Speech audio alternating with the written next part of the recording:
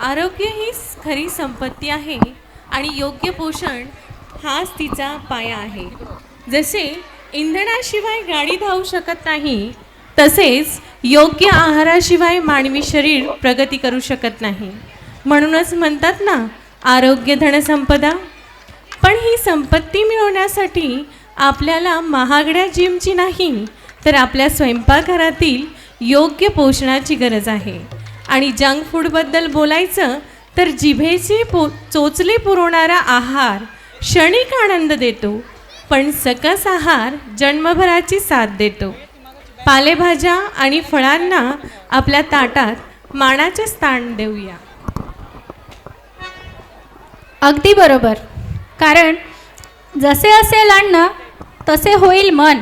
आपल्या रोजच्या आहारात प्रथिने, जीवनसत्वे आणि खनिजे यांचा योग्य समतोल असणे किती गरजेचे आहे हे सांगण्यासाठीच आपल्या शाळेचे विद्यार्थी आपल्याला पोषण आहार कसा घ्यावा हे गीतातून सादर करत आहेत. तर यासाठी आपले KPPSच्या कलाकारांसाठी एकदा जोरदार टाळ्या होऊन जाऊ द्या.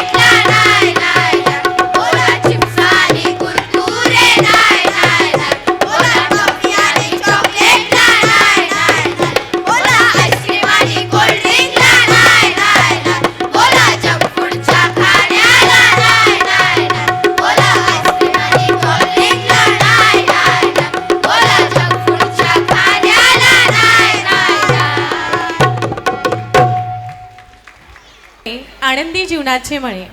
लक्षात ठेवा, पोट भरणे आणि भाषण मिळवणे यात जमीन आसमानचा फरक आहे.